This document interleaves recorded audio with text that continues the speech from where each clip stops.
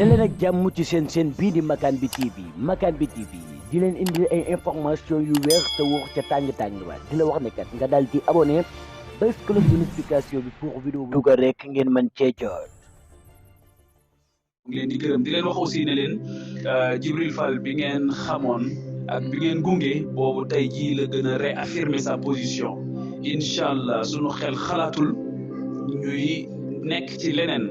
lu dul taxawu askanu Sénégal bi ñu jógee dañu waxoon ne sunu yitte moom mooy incarner une troisième voie boobu ci loolu la ñu nekk ba tey jii benn interlocuteur rek la ñu am kenn rek la ñuy waxal muy askanu Sénégal donc te loolu ñoo ngi ciy dalal seen xel bu baax a baax demuñu Benno Bokk Yaakaar waaju ñu dem Benno Bokk Yaakaar sunu xel nekkul ci dem Benno Bokk Yaakaar askan bi